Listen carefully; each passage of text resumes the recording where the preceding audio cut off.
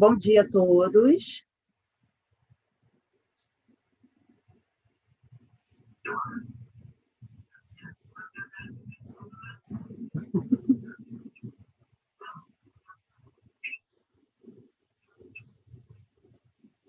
Bom dia a todos. Instituto de Nutrição José de Castro dá as boas-vindas aos nossos palestrantes e desde já agradece a presença de todos e a audiência. Para falarmos hoje sobre o Guia Alimentar para a População Brasileira e principalmente tratar o guia como um elemento norteador das políticas públicas de soberania e segurança alimentar e nutricional. Então, é um evento organizado pelos professores responsáveis das disciplinas de nutrição social, no Instituto de Nutrição José de Castro, e ele é um evento que representa a culminância do tema escolhido para a prática integrada em nutrição aplicada, que foi o Guia Alimentar para a População Brasileira. Segundo a POF 2017 e 2018, nós temos hoje cerca de 85 milhões de brasileiros vivenciando algum grau de insegurança alimentar. E aí a gente tem um destaque bastante importante para a região norte e nordeste, onde a insegurança alimentar foi observada em mais da metade dos domicílios. E 1/3 desses domicílios com insegurança alimentar moderada e grave usam lenha e carvão para cozinhar. Ainda de acordo com essa pesquisa, mais da metade das calorias consumidas vem de alimentos in natura ou minimamente processados. 15% de ingredientes culinários, 11% de alimentos processados e quase 20% de alimentos ultraprocessados. Esses alimentos ultraprocessados forneceram, em média, cerca de 27% do total de calorias ingeridas por adolescentes brasileiros, 19% em adultos e 15% em idosos. A ingestão de sódio ela está acima do limite aceitável por mais da metade da população.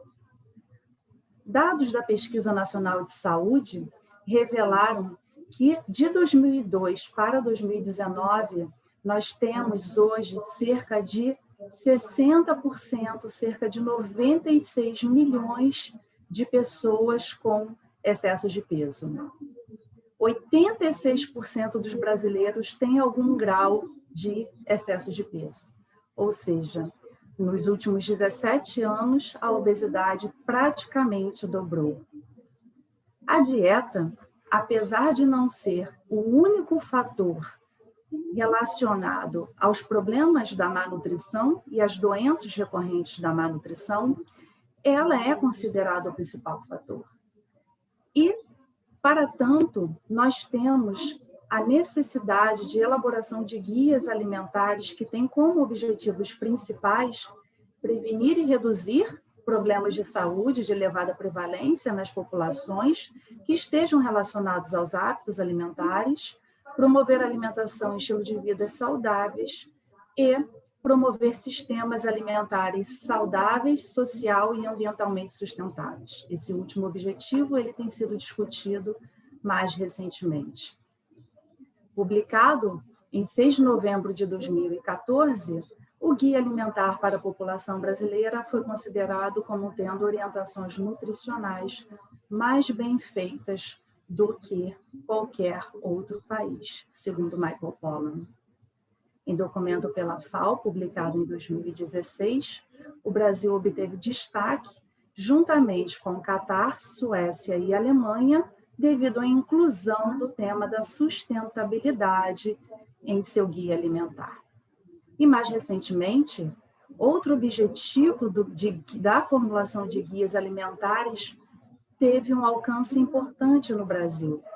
A partir da resolução número 6, de 8 de maio de 2020, do Ministério da Educação, nós temos na seção 2, no artigo 17, o estabelecimento de que cardápios de alimentação escolar devem ser elaborados tendo como base a utilização de alimentos in natura e minimamente processados, de modo a respeitar as necessidades nutricionais, os hábitos alimentares, a cultura alimentar da localidade e pautar-se na sustentabilidade, sazonalidade agrícola da região e na promoção da alimentação saudável e adequada. Bom, depois desse pequeno panorama, nós estamos aqui hoje com os nossos convidados para discutirmos um pouco os guias alimentares como norteadores de políticas públicas de promoção da alimentação saudável e adequada e da soberania e da segurança alimentar e nutricional.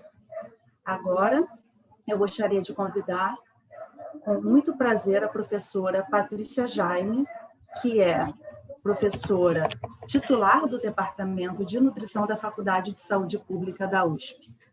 Patrícia, por gentileza. Bom dia, Thaís. Super obrigada por esse convite para participar dessa atividade do Instituto de Nutrição Josué de Castro. Fico também super contente de estar na companhia da Paula e do Fábio. Também deixo um abraço para o Paulo e para todos que estão acompanhando essa atividade. É sempre uma alegria poder falar do Guia Alimentar da População Brasileira, né? Acho que 2 semanas atrás, um pouco menos, veio uma memória daquelas coisas de Facebook que aparece, que foi uma foto minha da Paula com o ministro Arthur Quioro lá no Conselho Nacional de Saúde, no dia do lançamento do guia, né? Porque o guia está fazendo 6 anos agora em novembro. Então foi uma memória super afetiva e também super ilustrativa do que me veio na cabeça, o que foi aquele momento, né, do lançamento do guia e o que ele representou, né, o que o lançamento do guia representou para a sociedade brasileira, para um conjunto de atores sociais, né, da universidade, das políticas públicas. Acho que não tem ninguém que é do campo da alimentação e nutrição que não possa dizer que não foi atravessado, né, de alguma forma, por esse instrumento da política pública que é o Guia Alimentar da População Brasileira. Tá? Então, eu vou só fazer algumas considerações iniciais, seguindo um pouco o que vocês me solicitaram.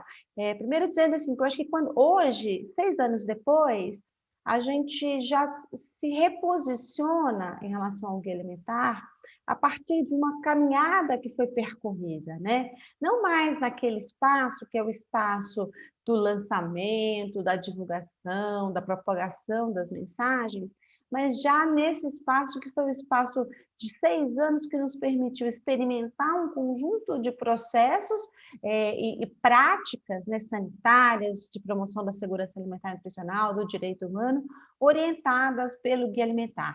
Porque eu acho que o guia ele é reconhecidamente um instrumento de produção de recomendações alimentares muito inovador, né? Ele traz mensagens que são mensagens muito simples, não quantitativas, que a alimentação deve ser baseada em alimentos in natura, ou minimamente processados, que ela deve combinar uma variedade de grupos alimentares, né? Que nos permite trazer diversidade para a alimentação, que a alimentação ela deve ser predominantemente de origem vegetal, que devemos evitar os alimentos ultraprocessados.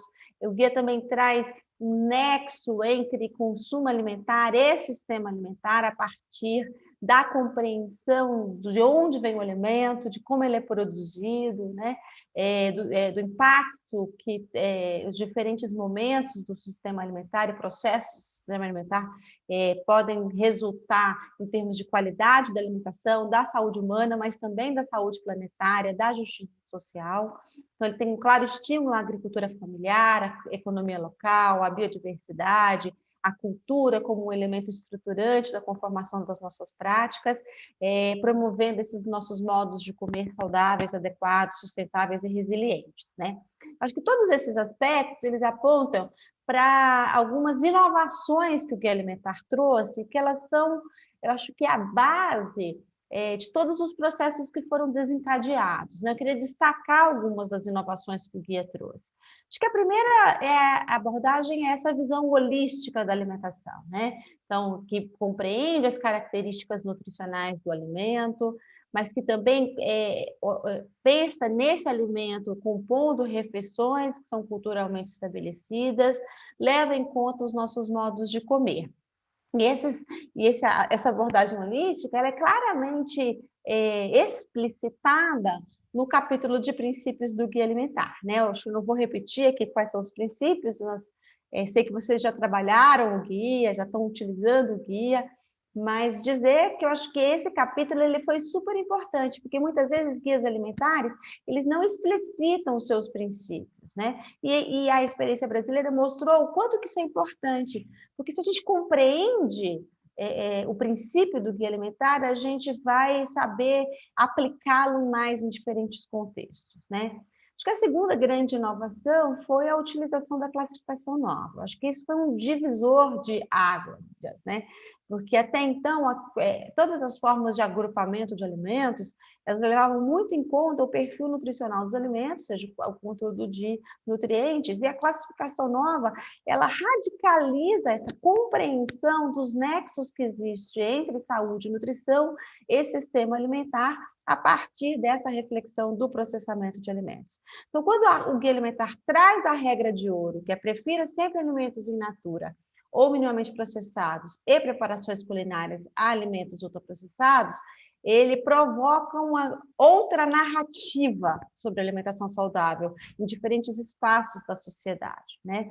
E hoje a evidência científica tem mostrado mais e mais como foi acertada essa decisão de organizar a escolha dos alimentos a partir do nível de processamento, né? Então, mais e mais a gente tem evidências do impacto de alimentos e de dietas ultraprocessadas em termos de aumentar a densidade energética da dieta, de promover uma dieta com baixa saciedade. Alimentos ultraprocessados estão relacionados a uma maior ingestão, velocidade de ingestão de alimentos, né? Promove um comer compulsivo, modos de comer que estão muito relacionados a um comer sem atenção. Eles promovem adição em relação a alimentos, em especial ricos em açúcar, e eles são objetos de um marketing bastante sofisticado, pouco regulado do ponto de vista das normas sanitárias, né? A gente sabe também que os alimentos e as dietas ultraprocessadas, eles promovem um balanço inadequado do padrão alimentar, né? A gente no PENS tem estudado o padrão alimentar e o impacto dos ultraprocessados em diferentes países, a partir de inquéritos epidemiológicos, e é muito consistente o achado de que quanto maior a participação de alimentos ultraprocessados na dieta, pior é o perfil de nutrientes em relação à quantidade de açúcar, de gorduras não saudáveis, o teor reduzido de fibra, de proteínas, né? Mas hoje, outras evidências também têm apontado para uma ausência, uma deficiência de compostos bioativos, ou seja, aqueles compostos que têm efeito em saúde que não são necessariamente nutrientes, né? E há uma explicação que vem da ciência básica para isso, né? Que é que esses nutrientes e os compostos bioativos, quando eles estão dissociados da matriz alimentar, que é o que ocorre, por exemplo, com o ultraprocessamento de alimentos e as estratégias de fortificação, eles não têm o mesmo efeito sobre a saúde. Além disso, há um debate que ganha muito espaço e cada vez mais consistência na literatura sobre a questão dos aditivos e dos contaminantes, por exemplo, de embalagem de alimentos ultraprocessados, né? Então, a gente tem hoje um corpo de evidência científica bastante robusto, né? Que evidencia que esse aumento do padrão e do consumo de alimentos ultraprocessados está relacionado à piora dos padrões dietéticos e a epidemia de doenças crônicas no mundo, em especial da obesidade. Vocês devem ter acompanhado, né, a discussão, e esse ano foi um ano bastante frutífero, né, em termos de produção científica. Nós tivemos 6 revisões sistemáticas de literatura, incluindo meta-análises que apontaram o impacto negativo dos alimentos ultraprocessados sobre um conjunto de desfechos de saúde, obesidade, doença cardiovascular, até depressão. Tá? Então, acho que essa inovação de trazer a classificação nova, ela se mostrou muito acertada e cada vez mais baseada em evidências científicas, né? Acho que outra inovação importante é que o guia ele foi baseado especificamente na população brasileira, né? Então, ser produzido a partir da evidência científica que vem dos inquéritos populacionais brasileiros, no caso a POF, eu acho que trouxe uma base de sustentação para as recomendações alimentares pouco vista em outros guias alimentares. E os dados últimos da POF, né, que o país trouxe na sua fala inicial, eles mostraram isso, né, que as mensagens do guia alimentar, a regra de ouro, ela é super factível, porque a alimentação do brasileiro, ela ainda é composta mais por alimentos in natura, minimamente processados, e pelos ingredientes culinários, que, de forma conjunta, oferecem aproximadamente 70% das calorias da dieta dos brasileiros. Eu gosto muito de uma inovação do Guia Alimentar, que foi não trabalhar na perspectiva quantitativa das proporções, porque ela embute uma abordagem mais prescritiva, né? E assumir uma abordagem qualitativa das mensagens. Eu acho que, enquanto instrumento de educação e saúde, isso é fundamental. E, por fim, eu acho que ter considerado os aspectos socioculturais da alimentação e a dimensão ambiental coloca o Guia Alimentar da População Brasileira num outro patamar em termos de recomendações para populações, tá? Isso tem sido reconhecido internacionalmente. É óbvio que o Guia Alimentar teve muitas repercussões, né, na mídia, e a gente tem hoje ele servindo como inspiração para a produção de guias alimentares de outros países, como o Uruguai, o Equador, o Peru. O Guia Alimentar canadense, ele se inspira em mensagens muito do Guia brasileiro, em especial relacionadas à comensalidade. E eu acho que hoje a gente já tem um Guia Alimentar orientando outras políticas públicas. Aí eu queria destacar, no âmbito internacional, o perfil de nutrientes da OPAS, o Fábio está aqui, né? Mas que eu acho que ele traz a discussão importante sobre pensar um perfil de nutrientes considerando a classificação nova. O Programa de Saúde e Nutrição da França estabeleceu uma meta dietética de redução de consumo de alimentos ultraprocessados. E aqui no Brasil, a gente teve recentemente uma revisão da resolução do PNAE, incorporando o Guia Alimentar, né, enquanto uma referência importante, inclusive definindo critérios de restrição de compra de alimentos segundo o nível de processamento. Para não me estender muito, eu queria só dizer que a difusão do Guia Alimentar, a disseminação e a implementação do guia, ela tem ocorrido de uma forma bastante capilarizada, mas eu queria destacar a importância que as instituições de ensino superior no Brasil têm tido na difusão do guia. Então, várias universidades públicas brasileiras, como a UFMG, produzindo um conjunto de documentos, a Universidade Federal do Rio Grande do Sul com os cursos no Telesaúde, a UERJ, né, tem um conjunto de materiais que são produzidos, e nós, no PENS, como exemplo, né, a gente tem se dedicado muito fortemente ao desenvolvimento, à validação e à experimentação de tecnologias para a implementação do Guia Alimentar, né? E eu acho também que o Guia Alimentar hoje ele é uma grande referência para a agenda de pesquisa, ensino e extensão dessas universidades, né? A gente teve recentemente um edital do CNPq, onde foram apresentados vários projetos que buscavam desenvolver estratégias de formação, de extensão, mas também de pesquisa sobre a implementação do Guia Alimentar na atenção primária em saúde. Para finalizar, eu só queria dizer o seguinte, que quando a gente pensa na implementação de guias alimentares e seu impacto, né, na agenda da sanitária, da segurança alimentar, o conteúdo, a abordagem, a informação do guia, ela é central. Mas há uma camada anterior, que é uma camada de sustentação e de arcabouço, que são as políticas públicas, né?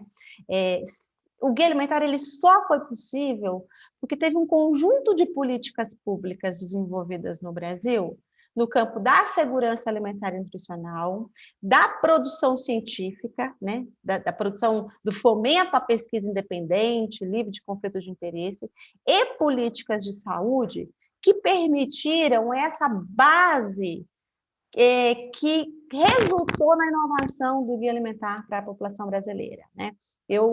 Se a gente não tiver políticas públicas de sustentação, de garantia do direito à saúde, do direito à educação, do direito à produção científica independente, e do direito à alimentação adequada e saudável, por mais inovador que seja qualquer instrumento de educação e saúde, ele se torna frágil na sua implementação.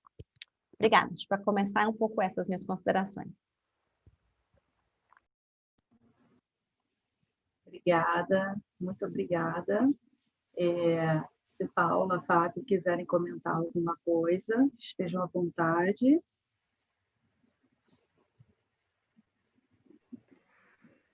Tá. Bom dia, Thaís. Já passa para mim? Posso passar, com certeza. Posso te apresentar momentaneamente? Por favor. Paula Jones é socióloga, atua no terceiro setor desde 1998, coordenando projetos voltados para a promoção dos direitos humanos, equidade de gênero, preservação do meio ambiente e saúde pública, e atualmente é diretora da ACT, Promoção da Saúde, e membro do Comitê Gestor da Aliança pela Alimentação Adequada e Saudável. Desde já agradeço, Paula. Bom dia, Thaís, bom dia a todos e todas. É sempre um desafio, né, falar nesse ambiente virtual que a gente não vê as pessoas, né? Assim, a gente não vê as reações, é um desafio extra, né, além de tantos outros. Queria agradecer o convite, para mim é um prazer enorme também estar compartilhando essa mesa aqui, primeiro nesse espaço institucional, que eu acho, né, que viva a Universidade Pública Brasileira, e segundo, estar aqui com a Patrícia, com o Fábio, duas pessoas que eu admiro muito, né? E é um prazer estar aqui, né? Eu sou um pouco, como é que se fala? Nova, assim, na área, eu diria, no campo da alimentação e nutrição, já não tão nova assim, né? Não eu, nova de idade, mas, assim, eu me lembro, até a Patrícia trouxe aquela memória, né, do lançamento do guia, que já foi uma das primeiras tentativas, quando a gente pensa no histórico, né, que era para ser lançado em outro lugar, naquele grande evento, acabou sendo lançado no Conselho Nacional de Saúde, porque teve uma reação lá de um determinado setor.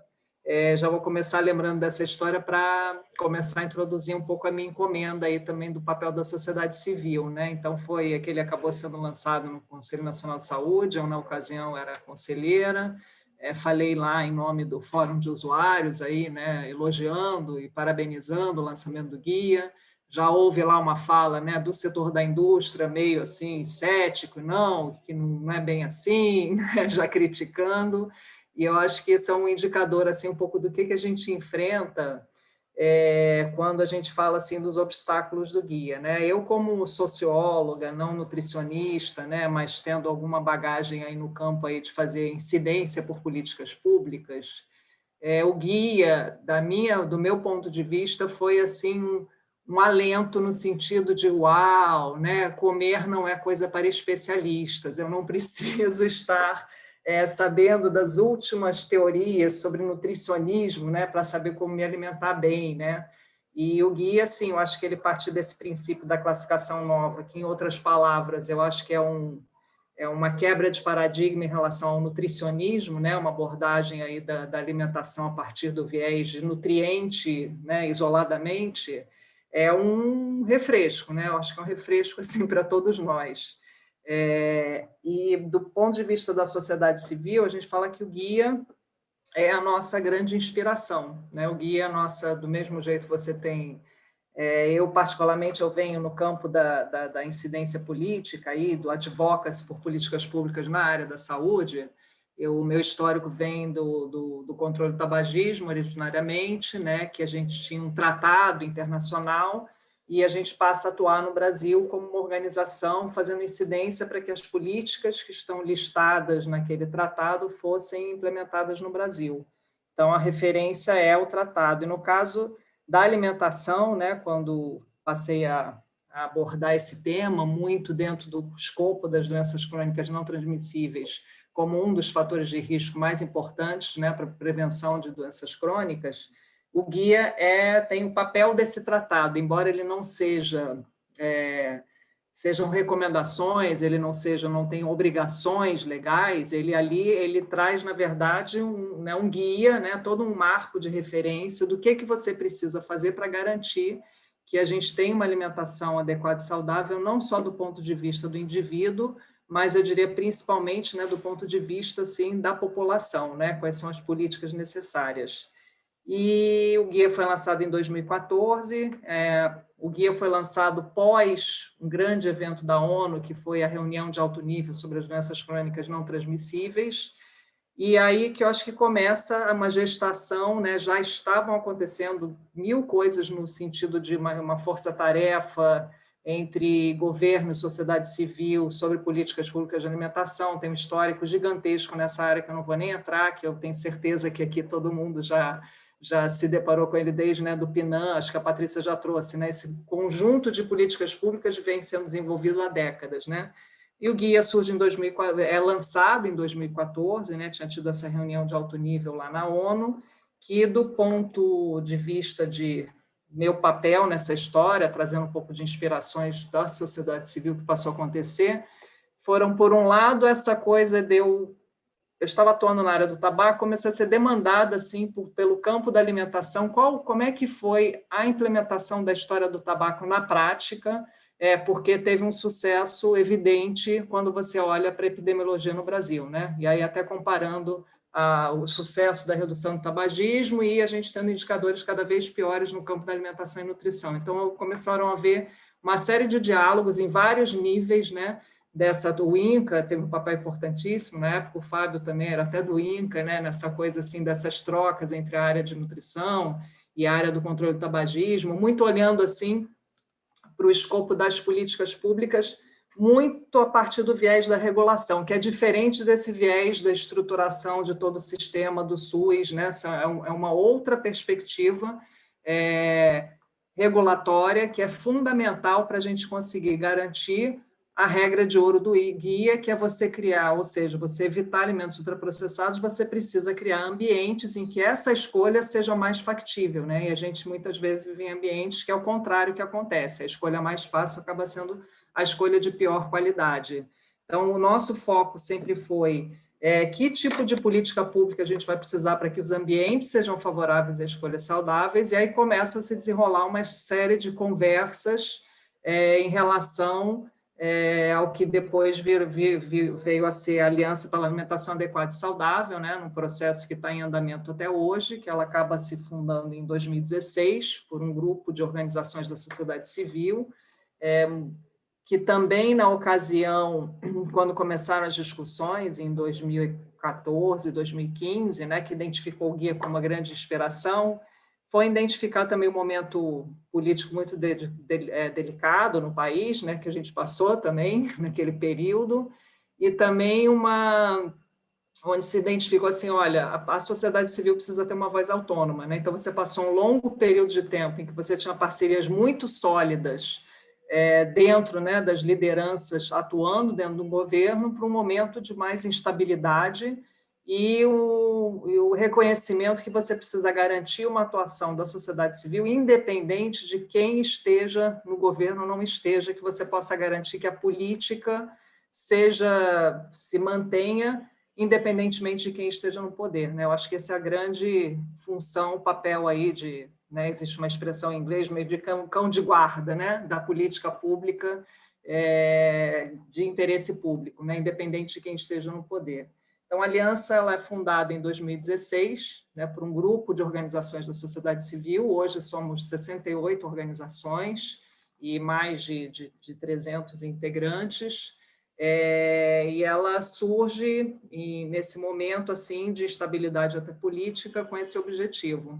E ela passa por todo um processo de se organizar, né, as organizações que fazem parte da aliança, no sentido de construir que agenda é essa da aliança. E a alimentação, gente, é o centro de tudo, né? Se você pensar assim, não só nós somos o que comemos, mas o mundo é o que a gente come, né? Está surgindo aqui questões aí também sobre sustentabilidade, né? O guia traz isso muito forte, fala dos obstáculos, ou seja, a alimentação é muito central para o nosso existir, né? Então, acaba que a agenda da Aliança ela vira uma agenda bastante ampla, que ela tem 10 itens, né? Convido quem eventualmente esteja assistindo não conheça ainda a Aliança, é alimentaçãosaudável.org.br.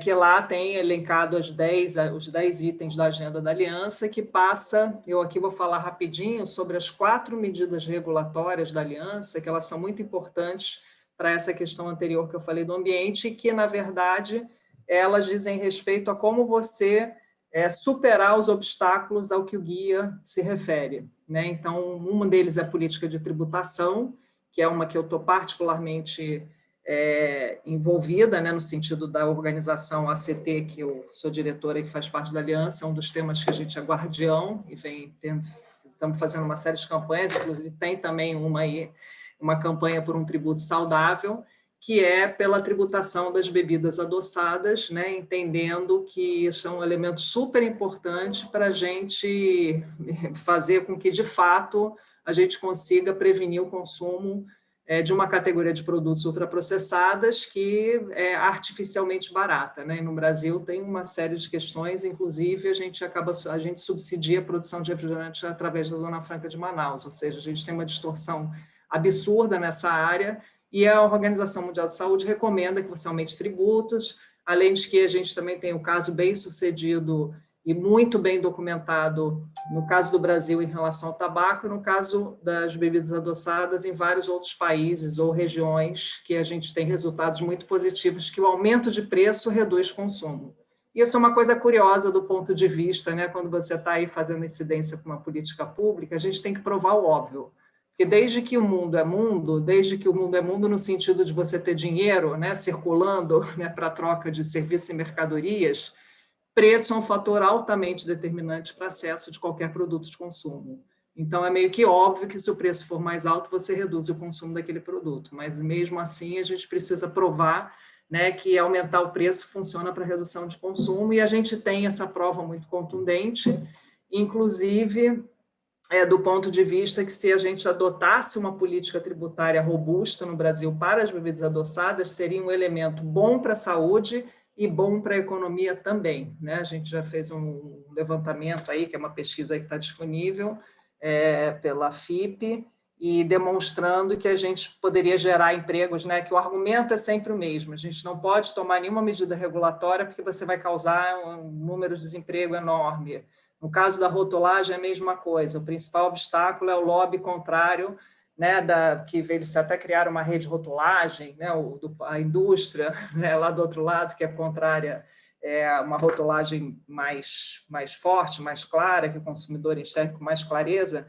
Enfim, para eu encerrando aqui essa parte, para a gente voltar e poder falar entre si, o principal obstáculo que a gente encontra para a adoção de políticas públicas que criem um ambiente mais saudável é o lobby da indústria de alimentos ultraprocessados, né? Então, em vários níveis. Quando a gente fala de indústria de alimentos, eu não estou falando de indústria de alimentos de qualquer produtor de alimentos, tá? Estou falando muito especificamente sobre um setor da indústria que é de alimentos ultraprocessados, que fazem... Por quê? Porque eles conseguem colocar um produto artificialmente barato no mercado, fazer um marketing super agressivo e enganoso, né? E não tem regulação nenhuma, ou seja, é muito difícil você conseguir avançar com essas políticas, e esse tipo de política de rotulagem, da tributação, do ambiente escolar e de restrição de publicidade são as mais efetivas nas medidas regulatórias, do ponto de vista de você criar um ambiente em que a gente tenha mais clareza do que é saudável, do que não é saudável, e a gente possa equilibrar um pouco essa questão dos preços, né? Porque é um absurdo que um pacote de biscoito recheado ou bolacha para os paulistas seja mais barato, né, do que um alimento in natura altamente nutritivo, né? A gente tem que acabar com essas distorções quando a gente fala de alimentação. E a publicidade, enfim, eu até estou vendo aqui uma pergunta, eu acho que surgiu também a questão dos ataques ao guia alimentar, né? Então, o ataque ao guia alimentar, sim, tem nome e endereço, tá? Quem está por trás do ataque, desde que a gente começou uma atuação mais robusta para avançar nessas medidas regulatórias, a gente vem observando uma reação muito forte da indústria também se organizando em rede, né? Que um dos nossos elementos é o trabalho em rede, a gente se fortalecer enquanto uma aliança, daí, por isso a gente tem tantas organizações, esse objetivo de ter um escopo amplo de organizações atuando na defesa do guia, e a gente, por outro lado, tem a indústria se organizando, inclusive, existem algumas pesquisas que a gente pode até compartilhar as referências, né? Tem um estudo do Caio super bacana também, mostrando como o agronegócio se juntou ao setor dos ultraprocessados, ou seja, a ponta da produção se juntou à ponta do consumo para se organizar internamente, para conseguir responder melhor aos ataques que eles estariam sofrendo no setor, né? Isso é um clássico, né? Se um setor está ameaçado, mesmo que sejam concorrentes entre si, empresas concorrentes no mercado, elas se juntam para proteger o setor. Então, esse movimento que aconteceu, que está acontecendo no Brasil, de junção aí do agro com a ponta aí dos ultraprocessados, eu acho que ele é reflexo do nosso avanço, né? Eu acho que é reflexo também do avanço do conceito de comida de verdade, né? Que eu acho que é um grande sucesso aí no Brasil, de tantas, enfim, de tantas políticas que vem acontecendo nos últimos anos. E o ataque do Guia Alimentar, ele vem desse lugar, né? Porque o local onde ele vem surgindo, ele vem assim, aquele incômodo que vem sendo sentido desde que ele foi lançado lá atrás, em 2014. Existe um grupo de pessoas que identificam, opa, agora tem uma oportunidade, né, para rever esse guia, tem uma oportunidade aí pela situação, talvez pelo momento político que a gente está vivendo, né, de mais abertura, de que o mercado vai ser a solução de todos os problemas.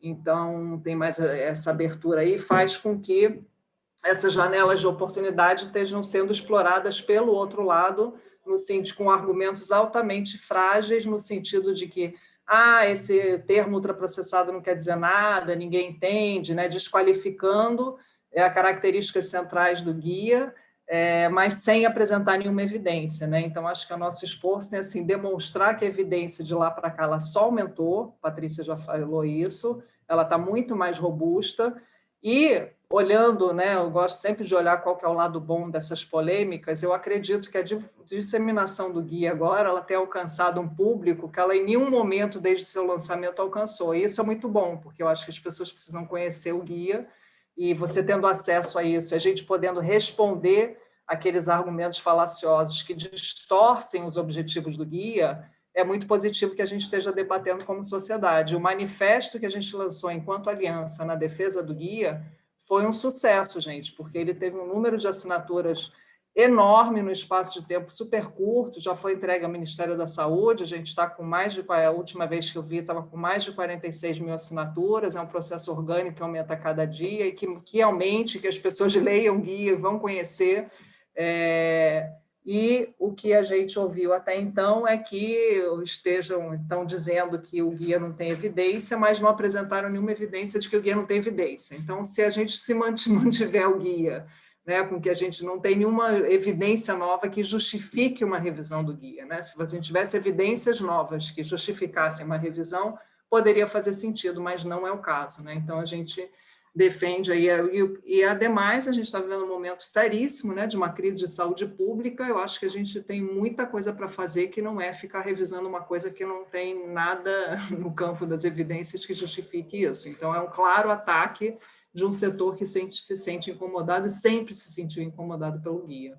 Então, assim, a sociedade civil, o guia é a nossa grande referência, toda a nossa atuação, ela gira em torno, né, de você superar os obstáculos do guia, em síntese.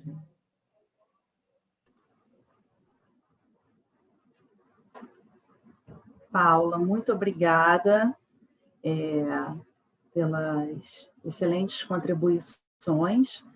E há pouco tempo também eu assisti a uma palestra que a gente tem que assistir de todas as fontes, né, em que o guia foi denominado Guia da Discórdia. E eu achei tão incrível, né, como se utiliza um termo tão complexo para se referir a um instrumento que é uma conquista tão importante para o campo da segurança alimentar e nutricional da população brasileira, né? Então, sim, a gente tem várias perguntas que daqui a pouco a gente vai entrar no debate. Agora eu gostaria de passar a palavra para o Fábio da Silva Gomes. Fábio é nutricionista e assessor regional em nutrição e atividade física para as Américas da Organização Pan-Americana de Saúde, Organização Mundial de Saúde, e trabalha apoiando os países a desenhar, implementar, monitorar e fazer cumprir as políticas públicas de alimentação e nutrição, assim como proteger tais políticas de atores oponentes. Fábio, desde já agradeço a sua contribuição. Por favor. Obrigado, Thaís. Obrigado, Patrícia, Paula. Muito fácil falar depois de vocês. Eu queria só agregar alguns pontos assim, que tem relação com enfim, a difusão e o quanto que o guia alimentar para a população brasileira, ele reverberou para o mundo inteiro, né? Então, apesar dele ter elementos que são muito particulares da alimentação brasileira, e das recomendações para a população brasileira, ele tem elementos que rapidamente foram capturados no bom sentido ou utilizados, né, e adotados por vários outros países e por instrumentos de política internacionais também, né? Justamente porque ele é muito sólido no que se refere à evidência que respalda ele. Essa evidência não é só uma evidência que se confirma e é exclusiva do Brasil, vamos dizer assim. O ultraprocessado não causa só os problemas que ele causa no Brasil, né? E isso é uma das grandes fortalezas dos conceitos e dos princípios que foram adotados no guia e que permitiram a adoção desses princípios e diretrizes em outros países e instrumentos internacionais também.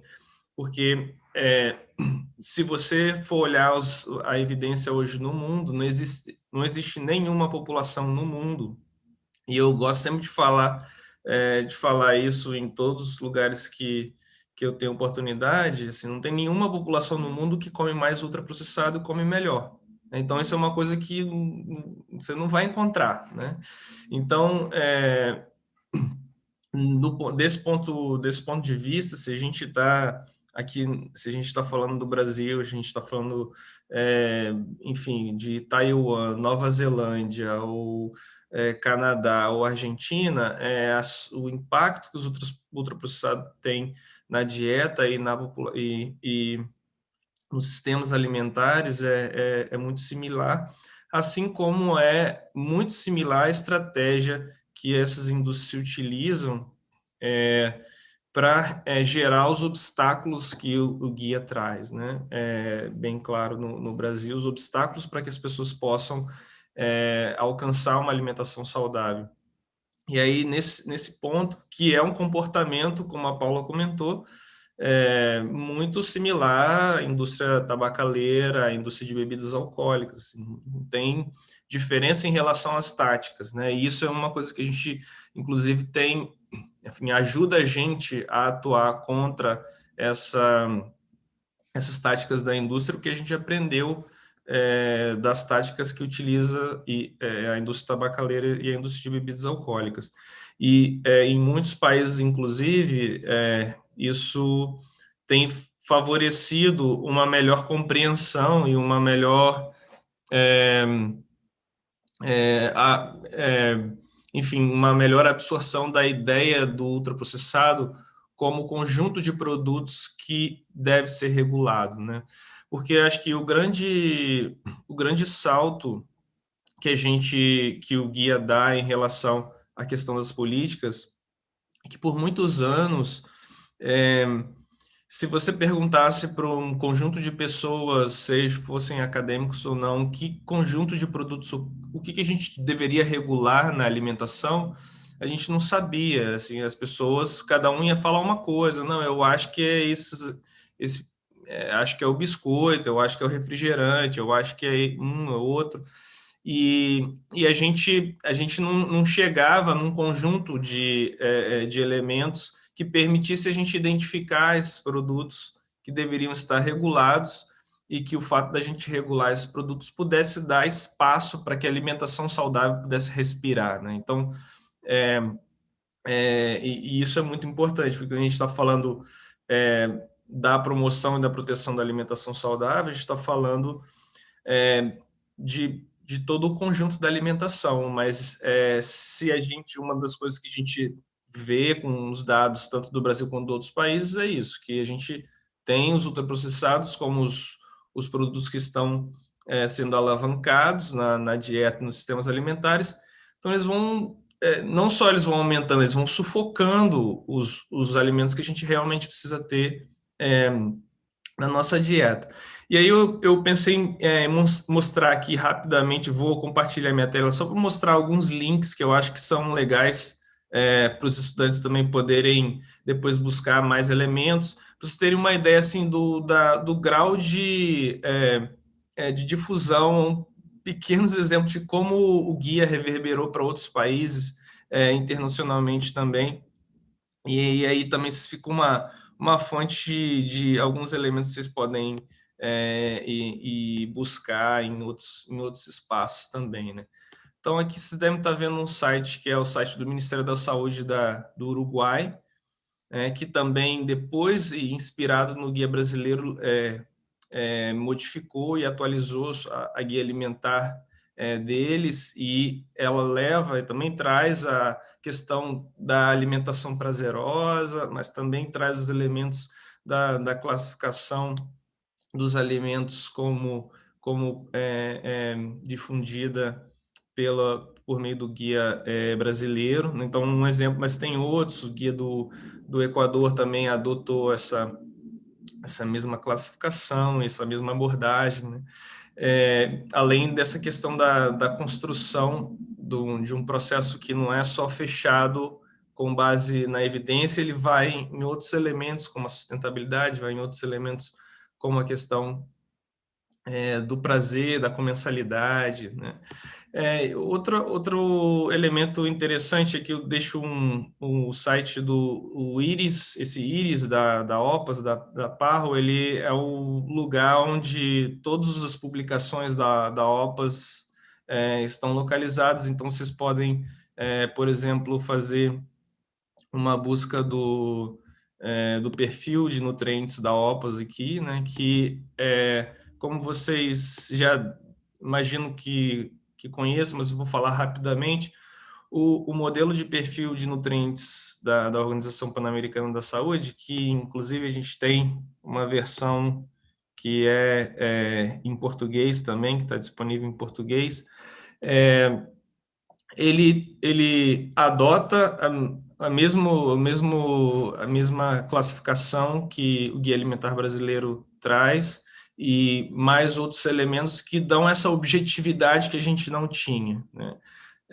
Por exemplo, para vocês terem uma ideia, no Chile, para eles conseguirem definir que produtos teriam que levar o selo de advertência, o país levou quase 10 anos discutindo, e a indústria falando, não, acho que tem que ser mais açúcar, e os sanitaristas dizendo, eu acho que tem que ser menos açúcar. E e o país tentando chegar numa definição do que deveria ser regulado. Então, a gente se beneficiou muito da classificação adotada no Guia Alimentar Brasileiro e todos os países, no sentido que quando a gente publica o modelo de perfil da OPAS, isso acelera muito o tempo, e como vocês sabem, por exemplo, no caso do México, que é o sistema de rotulagem frontal que é considerado hoje o melhor que a gente tem no mundo, né? E adota essa classificação para tentar, e aí a gente não está falando só da classificação em si, a gente está falando de modificar todo o sistema alimentar, iniciando com uma política que é a da rotulagem, né? E aí você tem como base, né, a classificação, e você tem o perfil da OPAS como a base para essa advertência. E uma das coisas que a gente fala que é muito importante, e eu tenho começado a falar isso, porque assim, em muitos países vocês devem estar escutando assim, como a rotulagem frontal ganhou essa notoriedade. E aí é isso, assim, como a gente passou de usar um conceito a definição de um conjunto de produtos que deve ser regulado, para agora rotular ou etiquetar esses produtos, né? Então a gente está, não só a gente fez, assim, com um guia se avança na definição de esses produtos, a gente precisa regular eles claramente, e a gente depois entende que isso não é só para o Brasil, quer dizer, no mundo todo esses produtos têm que estar regulados. Vem o perfil da OPAS define bem claro que esses produtos e como a gente poderia classificar esses produtos, e agora as políticas vêm para colocar um rótulo nesses produtos e claramente definir quais produtos devem ser regulados. Em alguns países, por exemplo, a rotulagem frontal ela começa não como uma política para reduzir e mudar a compra das pessoas pela rotulagem em si, mas porque existia uma dificuldade de implementar uma ação regulatória na escola. Porque, por exemplo, alguns países definiam, a gente não pode comprar produtos com X gramas de açúcar por 100 ml de produto, ou 100 gramas de produto, e a comunidade escolar responsável por monitorar e responsável por aplicar essas normas tinha dificuldade de atender essas especificidades. Então, a rotulagem frontal, ela não só tem o efeito, né, dela de identificar esses produtos que deveriam estar regulados, mas também facilitar a aplicação. Então, agora eu sei, quando tiver esse rótulo, não pode entrar o produto na escola se eu vincular uma política a outra. Então, isso sim, para a gente ir pensando a cadeia, né? Quando a gente está falando do guia, de como a gente classifica alimentos, do foco do problema da alimentação no sistema alimentar que a gente tem no nosso país e nos outros países, e como isso vai se desdobrando para definição de produtos, para rotulagem de produtos e para várias outras políticas, né? Começa uma coisa que parece só uma orientação para a população, mas que vocês vão vendo que é muito mais do que isso, né? Tem a capacidade de orientar mesmo políticas que vão modificar o ambiente de várias formas. E aí esse é um outro exemplo que é de El Salvador, que é da escola, né? Assim, a escola define também com base nesse perfil da OPAS, enfim, na classificação que a gente tem tratado também, enfim, as regras da escola, e recentemente o Brasil também avançou nesse processo, e algumas dessas e outras políticas vocês podem encontrar nesse site, nessa base de dados da OMS, que é uma base de dados de ações e políticas de nutrição.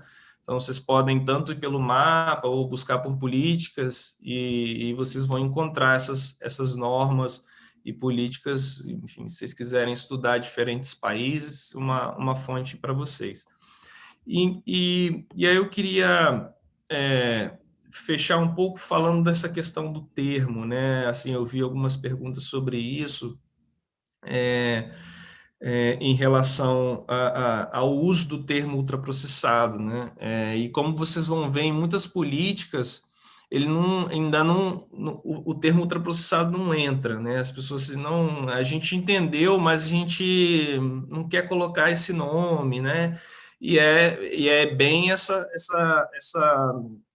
estratégia da indústria de manter a confusão, porque o maior êxito, né, assim, da indústria foi justamente, ou continua sendo a tentativa de transformar produtos ultraprocessados em alimentos, né? E transformar esse reconhecimento social de uma coisa que é dispensável, desnecessária, supérflua, né? E além de não saudável, virar uma compra mensal de supermercado, né? Então, essa transição e esse reconhecimento de um produto como alimento é o que a gente tem que agora desconstruir, né? E é o que o termo dificultaria eles nessa desconstrução do que eles alcançaram, né? Então, eu acho que, assim, do ponto de vista da Opus, vocês vão ver que a maioria das publicações nossas sobre ultraprocessados, a gente não chama mais ultraprocessado de alimentos, a gente sempre coloca, a gente fala de produtos alimentícios ultraprocessados, e depois a gente nem fala mais dos alimentícios, a gente vai direto, né, para as pessoas entenderem que a gente está falando de algo que é comestível e nada mais que isso. A gente fala bastante do termo como uma questão importante, mas ainda existe muita resistência, essa resistência vem muito da indústria e de profissionais também da área de tecnologia de alimentos, que tem se organizado muito, muito em função da proximidade com a atuação na indústria também, e isso isso, a gente, nos países, a gente tem buscado formas de, então tá, você não está satisfeito, você não está feliz com um termo, a gente vai achar formas de definir os produtos que devem ser regulados para que todos os ultraprocessados estejam ali dentro, né? Por mais que você não chame ele de ultraprocessado, pode chamar de X, grupo 4, você pode, enfim, então, o que está acontecendo em muitos países, porque a legislação original da maioria dos países contém uma definição de produtos processados, mas não contém uma definição que separa processados de ultraprocessados. Então, o que a gente tem feito muito em outros países, porque a gente teria que modificar leis muito, assim, estruturais do sistema legislativo do país. Então, a gente classifica os produtos que devem ser regulados, que são processados, de modo que todos os ultraprocessados estejam ali regulados. Por exemplo, né, tanto no Chile quanto no México, se define que todos os produtos que têm alguma adição de qualquer nutriente, seja de açúcar, seja ou que tenha edulcorante, por exemplo, eles terão que estar sujeitos à regulação. Então, isso pega mais do que ultraprocessado, na verdade, porque vai pegar ultraprocessado e processado, mas a gente garante que todos os ultraprocessados estejam regulados. Então, a gente vai buscando também formas de não atrasar o processo de das políticas, né, e ter garantido que esses produtos estejam regulados. E aí, enfim, eu acho que tem várias perguntas muito interessantes aqui que eu não sei se eu já emendo ou se a gente faz vou deixar para a gente daqui a pouco fazer um bate-volta, assim, cada um comentar um pouco mais. Acho que tem um elemento que eu acho que é muito interessante, que é essa relação dos ultraprocessados com o agronegócio, oligopólios e oligopsônios, que são bem interessantes. Tem uns exemplos que eu posso comentar depois, quando a gente entrar no debate, talvez. Fábio, muito obrigada. Eu tenho muitas perguntas, inúmeras perguntas, vocês já devem ter acompanhado no chat. Nossos alunos estão extremamente inspirados, mas também porque nós trabalhamos com eles o último capítulo do guia, e cada grupo foi responsável por elaborar materiais de educação alimentar e nutricional voltado para cada tema. Então, eles estão assim, nos últimos 20 dias imersos no guia. Então, eles estão inspirados para as perguntas. Então, a Regina está tendo problemas para acessar. Quando ela conseguir acessar, a gente vai ouvi-la. Por enquanto, eu queria, então, que a gente começasse a debater. Eu queria abrir para o debate, né, para vocês comentarem as perguntas. E aí, A primeira pergunta seria sobre a abordagem da sustentabilidade.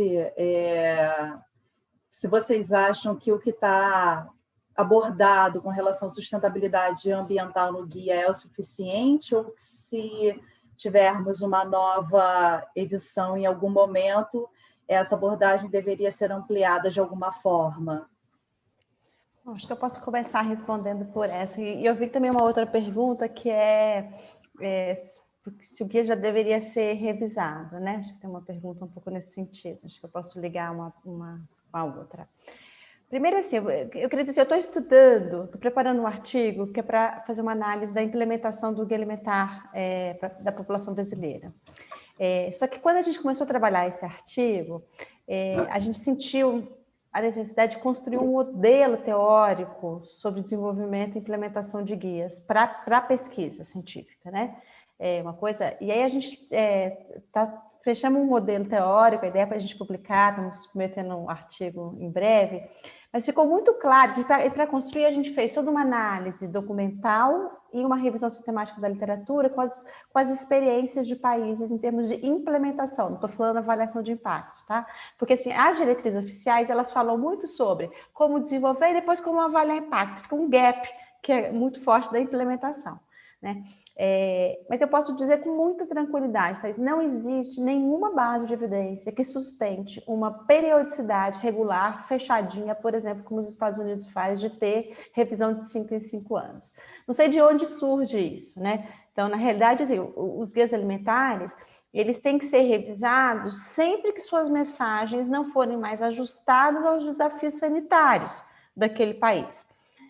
E, para isso, ele precisa ser, primeiro, implementado. Porque se ele não foi implementado, eu não posso dizer se é a mensagem que está inadequada ou se foi a falta de implementação, difusão do guia.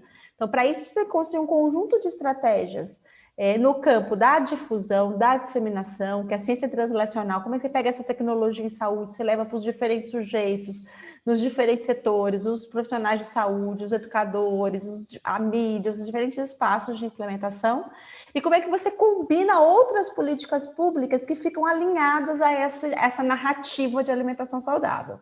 Então, essa combinação de disseminação de mensagem do próprio instrumento de educação e saúde e a articulação com outras políticas no mosaico de esforços pela promoção da alimentação saudável é o que vai determinar se ele teve impacto ou se ele não teve impacto, tá?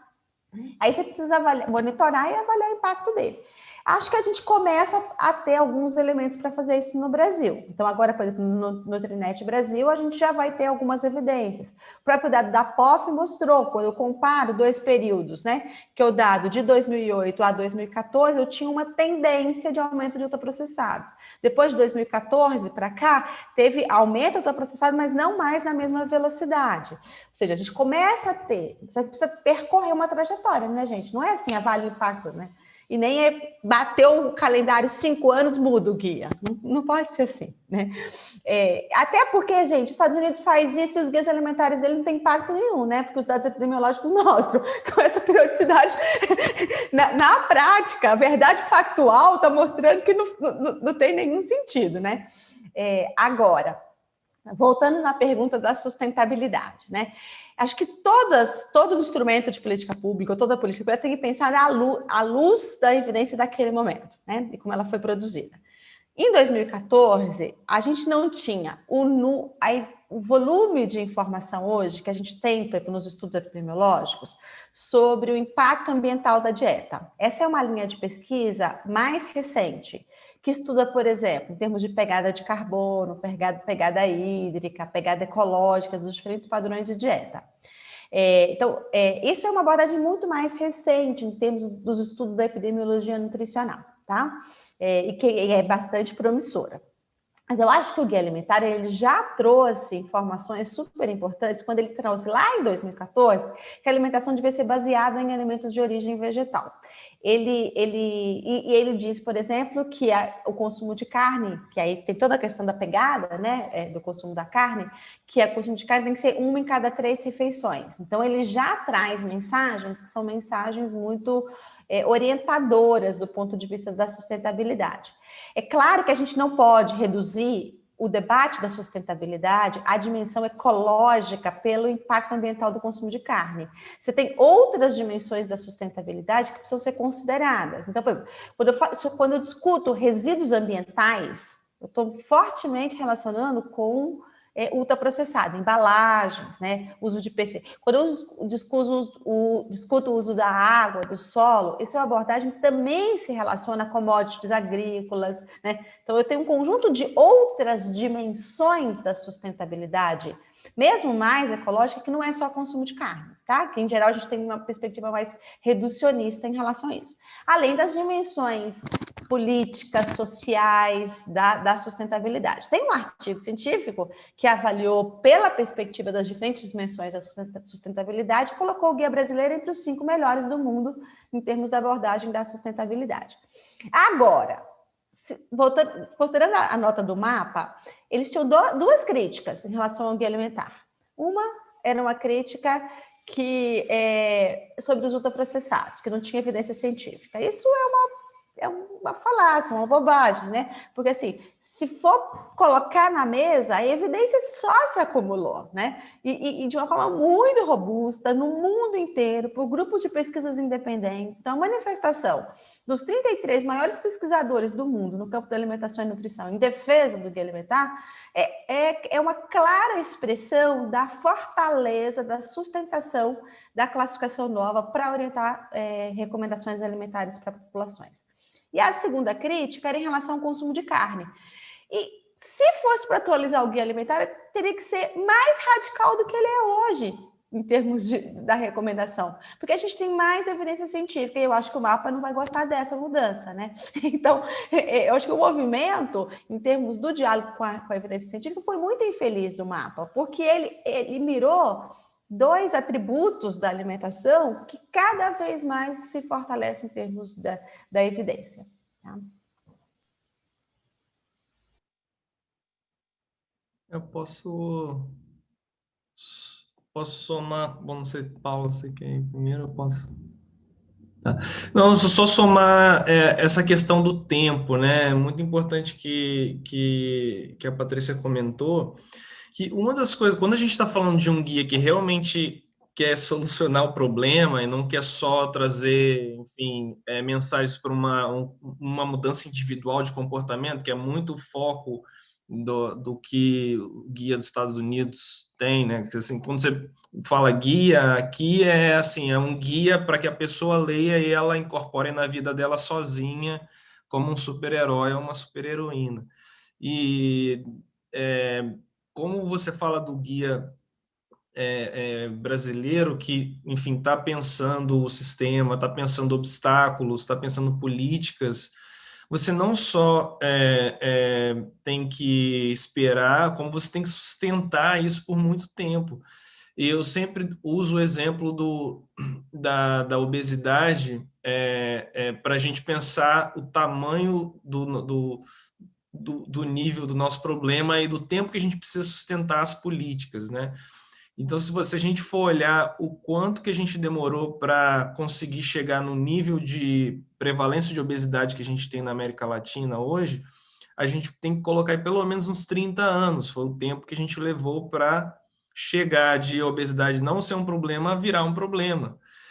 E do ponto de vista, mesmo do ponto de vista individual, vocês, como estudantes de nutrição e todos nós sabemos, independente já de ser ou não, porque já experimentou essa questão, sabem que nós temos muitos mecanismos para prevenir a perda de peso, mas a gente não tem mecanismos para prevenir o ganho de peso. O que significa que ganhar peso é muito mais fácil. Se a gente ganhou em 30 anos, uma população, a gente está falando agora da população, a gente chegou a um nível de obesidade em 30 anos, para a gente poder voltar ao que a gente tinha 30 anos atrás, é provável que a gente leve, às vezes, até mais do que 30 anos, ou pelo menos os mesmos 30 anos para conseguir voltar. Isso significa políticas muito rigorosas e sustentadas por um longo período para a gente conseguir alcançar. E nenhum país, é por isso que nenhum país hoje no mundo conseguiu ainda reverter o que, enfim, essas mudanças no sistema alimentar estão gerando, né?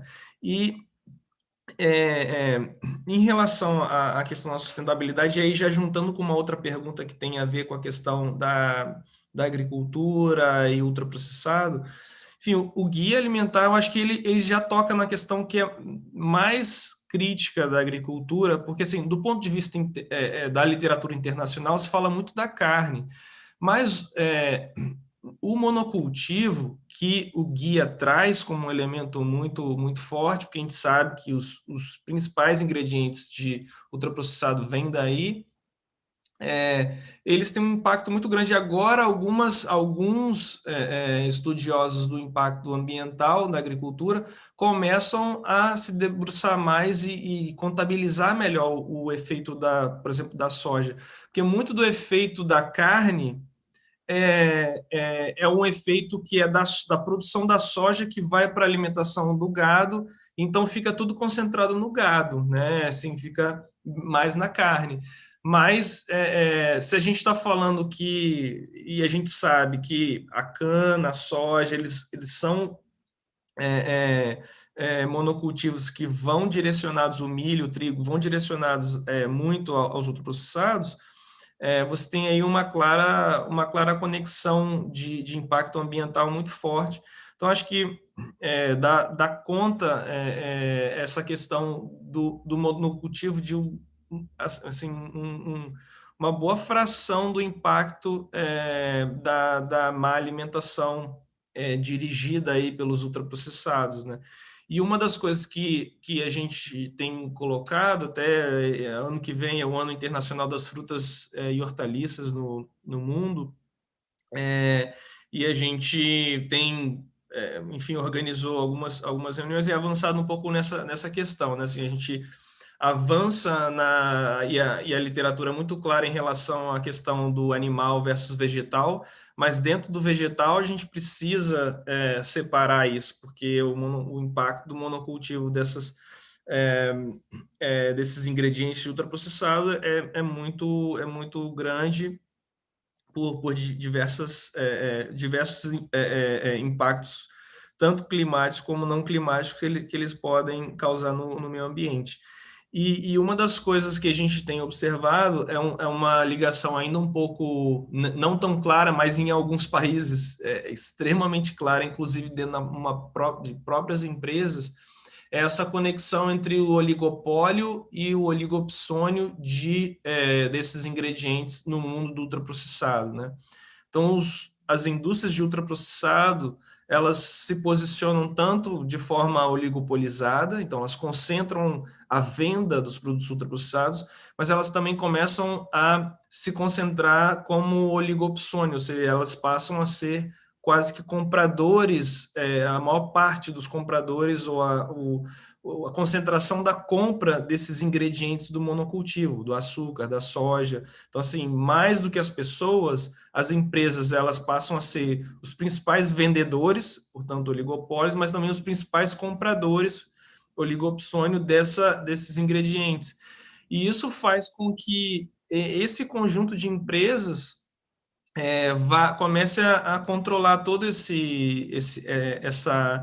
cadeia, esse sistema, gerando impacto na saúde por um lado, meio ambiente pelo outro. E, inclusive, por exemplo, eu estou com um exemplo da Argentina recente, de empresas que, além de serem empresas de ultraprocessado, elas também são empresas que produzem, que monocultivam açúcar para já usar nos seus próprios ingredientes e vão concentrando isso. E isso vai intensificando o impacto do ultraprocessado, porque a gente não está falando mais só do produto, a gente está falando de todo o impacto socioeconômico que vai gerar no mercado de um país, de uma região inteira, né? Então, a regulação já vai começando a ficar mais complicada ainda, porque a gente tem que chegar no nível de não só restringir as práticas comerciais, como também o espaço que esses atores têm em relação à ocupação da terra, em relação ao uso da terra, e aí outros níveis de regulação que a gente vai começar a ter que também batalhar, e que também, de alguma forma, do ponto de vista da sociedade civil, talvez eu posso comentar, mas vai também reunir mais forças, né? Porque a gente vai precisar do campo com a gente para discutir elementos relacionados à questão do processado e da produção também, né?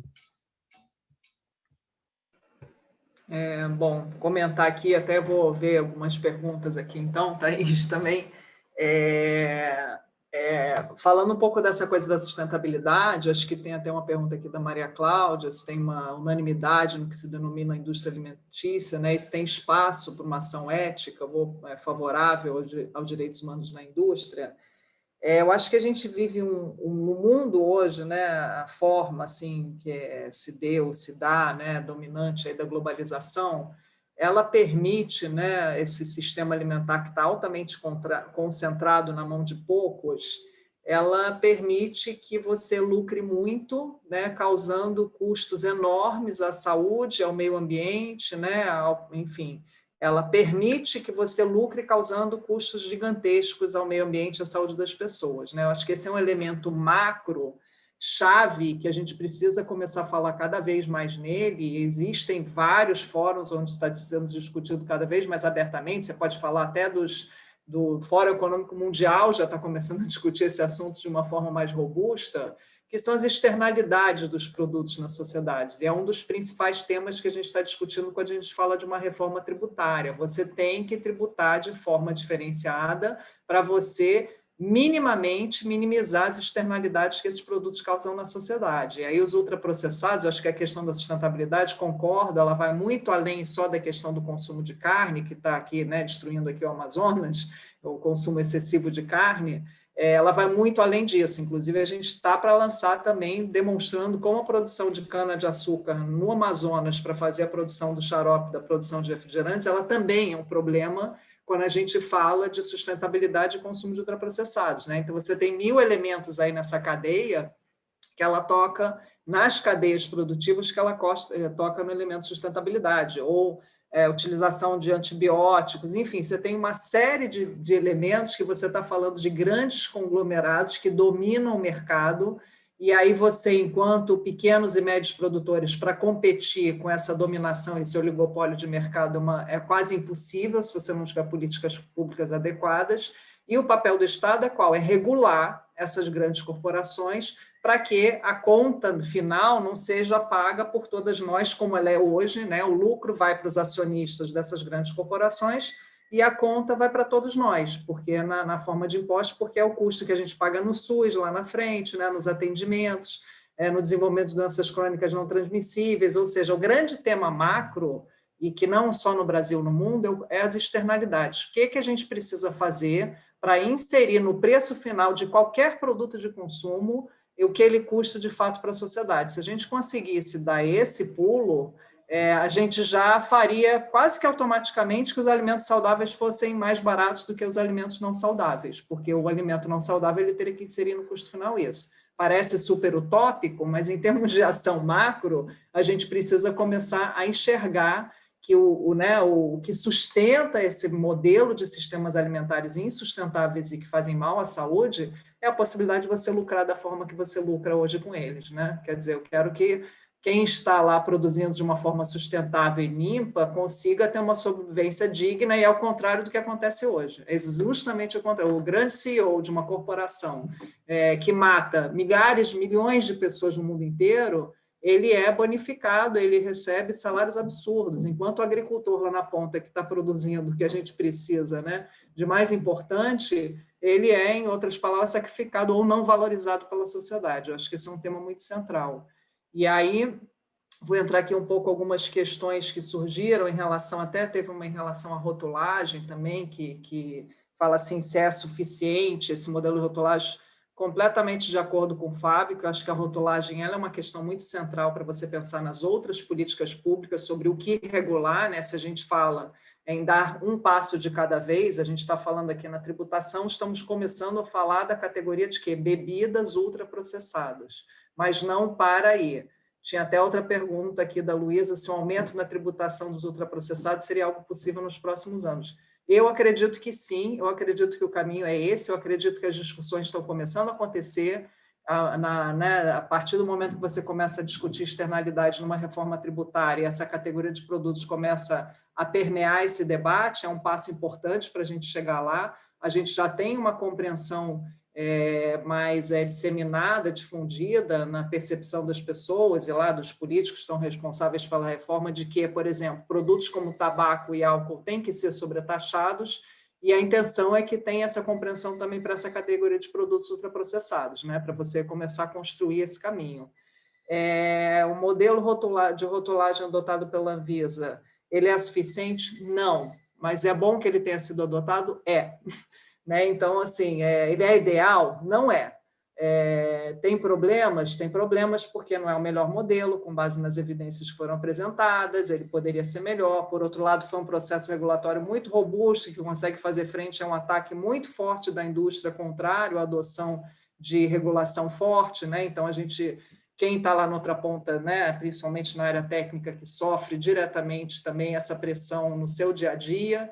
Então, dentro do cenário, foi um processo bastante robusto, não está alinhado com as melhores evidências, eu acho que ele poderia ser melhor, né, do que foi apresentado aí no processo da consulta pública. Ele tem um problema sério de prazo, que eu acho que o prazo é longo demais, né, quando a gente pensa que a indústria, quando ela quer fazer marketing, ela muda a embalagem dela da noite para o dia, ou você teria 1000 formas de fazer né, colocar esse rótulo, inserir esse rótulo na embalagem, de formas alternativas escalonadas, começa com adesivo, né? Depois você imprime, enfim, você teria 1000 formas de fazer. O prazo de adaptação ele é longo demais, a versão final ela ficou pequena demais, ela poderia ser maior, e tem um limitador, embora seja muito bom, não quero falar mal da rotulagem, a rotulagem ela é um primeiro passo numa caminhada muito mais longa por uma série de fatores. Uma delas é que quando fala em rotulagem, a gente ainda está no paradigma do nutricionismo, né? A gente ainda está falando de nutrientes críticos, mas é porque a gente criou uma situação no mundo em que a quantidade de produtos disponíveis com excesso dessa combinação de nutrientes críticos que não nos alimentam é tão grande que a gente tem que começar por algum lugar. Mas se a gente pensa em termos de padrões alimentares, assim, dá um pouco assim até de preguiça. Nossa, a gente tem que discutir isso por tantos anos para conseguir avançar tão lentamente, né? Numa coisa que é tão óbvia. Então, você vai aos poucos, e fora a limitação de que, por exemplo, no Brasil, edulcorante não entrou como advertência, apesar de ser um dos elementos importantes. Tem a questão dos aditivos, que a Patrícia trouxe, quer dizer, aí você começa assim, a dar alguns passos importantes e a gente sabe que ainda tem vários desafios pela frente, que aquilo não chega a ser suficiente, mas não significa que não tenha que ser feito e que não vá ser muito importante para a gente conseguir começar a avançar de algum lado nessa coisa de tentar mudar esse balanço aí, né? Se houve essa desaceleração já no consumo de ultraprocessado, já é um indicador super positivo. Como é que a gente muda essa balança de reverter isso, né? De que forma de que a comida de verdade seja mais consumida, os ultraprocessados menos consumidos, que o preço seja mais acessível e menos acessível dos ultraprocessados, né? Como é que a gente começa a fazer essa caminhada, né? E fazendo uma analogia até com a história do tabaco, né, assim, com relação ao que é possível e o que é impossível. Quando eu comecei nessa área, todo mundo falava que ambiente livre de fumo num bar e restaurante era impossível. Hoje em dia, eu diria que é impossível o contrário, né? As pessoas fumam dentro do avião. Hoje em dia, é impensável você fumar dentro do avião. Então, tem um processo aí de conscientização da sociedade como um todo, e que ele é mais amplo, que qualquer debate, seja ele polêmico, seja não polêmico, e o polêmico ele tende até a surtir um efeito maior, é positivo nesse sentido, porque a gente tem... o que a gente tem do nosso lado? A gente tem as evidências, né? As evidências cada vez mais reforçam, né, uma tese que é relativamente recente, mas que é brilhante, né? Parabenizo muito ao grupo aí, a Patrícia faz parte desse grupo também, né? Dessa classificação nova, eu acho que é incrível, né? De você questionar toda uma construção de estudo da nutrição, de desconstruir um pouco, né, uma nutrição baseada em nutrientes individuais, né? Eu me lembro de ouvir falas aí muito inspiradoras. Nossa, você não pode comparar um nutriente com a sabedoria que existe dentro de um grão de feijão, né? De tudo como ele se forma. Então, quer dizer, a gente tem um caminho de desconstrução muito longo pela frente, com um ator que tem um poder econômico gigantesco por conta daquele primeiro problema que eu falei lá na frente, que é o custo das externalidades, não está incorporado ao preço final e tem vários atores aí lucrando muito com isso, né? Então, essa distorção de mercado ela é super importante. E aí tinha pergunta aí, já que a gente está falando aí com estudantes, né, de como se engajar. Todo mundo deve se engajar, gente. Entra no site, assina as petições, fala sobre isso, enfim, né? Eu acho que é um processo que cada um de nós, no nosso ambiente, né, e nas nossas próprias redes, a gente tem um poder de influência, sim, né? Ou quer fazer incidência, vamos conversar, fazer incidência direto, vai lá, não é só o momento que a gente vai votar, é o momento que a gente continua acompanhando o que está acontecendo dentro do governo e que forma a gente pode não só cobrar, mas também apoiar o governo em adotar as medidas certas, lembrando que o governo sofre pressão de todos os lados o tempo inteiro, e o que eu percebi nesses anos de caminhada é que o lado lá da indústria está muito mais presente do que a gente, né, no sentido de cobrar as políticas, então a gente precisa cobrar essas políticas no dia a dia. Em cada, né, atitude nossa, assim, e não só como consumo consciente, mas também como cidadão consciente de acompanhar políticas públicas, né? Eu acho que isso é um fator aí fundamental para a gente conseguir avançar. Mas aí são as 4 políticas, só relembrando: tributação, a questão da publicidade também é super importante, tem 1000 coisas, olha, a gente tem um mundo de oportunidades agora no pós-eleições municipais, de trabalhar a nível de município, já que a nível federal está tão desafiador, promovendo políticas públicas regulatórias nessas áreas, tem 1000 coisas que podem ser feitas, em relação à publicidade também, tá? Em relação a como é que você organiza um ponto de venda, né? Você pode colocar limitações ao que está na porta de saída, isso é uma regulação que pode ser municipal, que você pode, ou dizer que os produtos aí para o público infantil tem que estar acima da altura dos olhos deles. Gente, tem um mundo de coisas que podem ser feitas a nível municipal, a regulação ela não é estrita de nível federal, né? Ambiente escolar é outra política que, obviamente, né, você tem um campo gigantesco a nível municipal. Tributação é um pouco mais complicado, e a questão da rotulagem também é um pouco mais complicado. Teve a questão assim, se o guia deveria ensinar a ler rotulagem. Eu acho que a gente tem uma rotulagem aí, eu acho que a gente precisa de ação demais agora também de ver como é que vai ser, né, após a implementação, mas forçar para que foi adotado ele seja implementado, questionar um pouco esse tempo, esse cronograma, e eu acho que manter aí a regra básica guia de ouro, né? Porque também o rotulagem, a limitação dele, que a gente está escolhendo entre o produto ruim e o menos pior, né? Não é que a gente está ali fazendo uma categoria de produtos que a gente não está fazendo uma escolha saudável, a gente está fazendo quase que uma redução de danos, né? A categoria de cereal ruim com a horrorosa, né? Então, vou escolher a ruim e deixar a horrorosa de lado. Então, para lembrar que o que eu acho que vale em termos de guia, mais do que rótulo, é a gente pensar na regra de ouro. Muito bom, Paula. Obrigada. Sim, existem algumas questões aqui também com relação à própria divulgação, né? Existe ainda um grande desconhecimento do guia por parte da população, nem se fala, mas por parte de profissionais de saúde, inclusive da atenção básica. Então, assim, existe a necessidade de divulgar a cada vez mais o guia.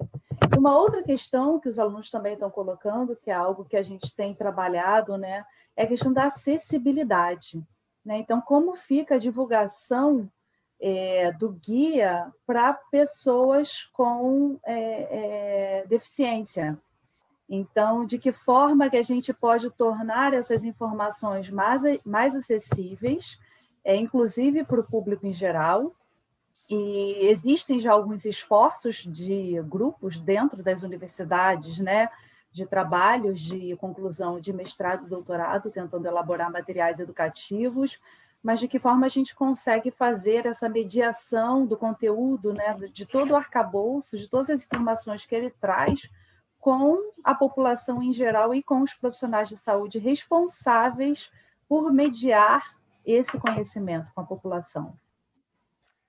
Ótimas perguntas, Thaís. Assim, as pessoas sempre me perguntam, mas o guia, as pessoas não conhecem o guia.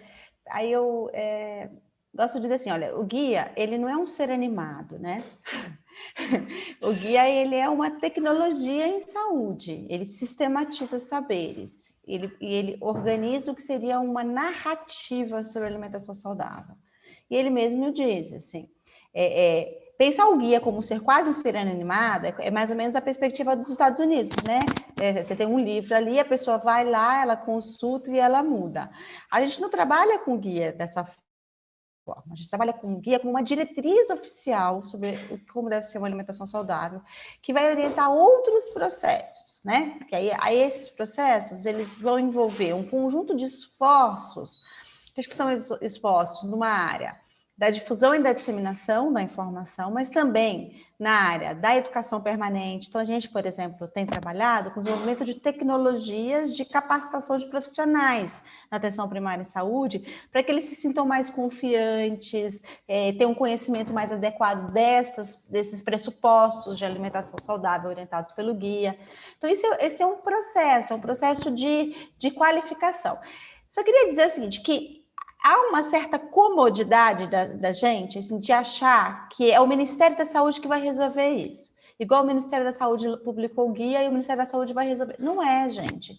Isso é um esforço de corresponsabilidade, por exemplo, das secretarias estaduais e municipais de saúde. Então, quando a Paula fala do debate municipal, então, assim, não adianta ter só um manual lá em Brasília. Esse material ele tem que ser incorporado no cotidiano da educação permanente, da produção do cuidado em saúde.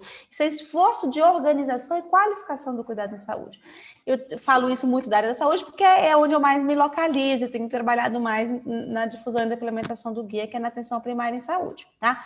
Então, só para dizer que, assim, tem um monte de colega que fala, mas o guia é difícil, mas segue pedindo pirâmide, segue falando de porção.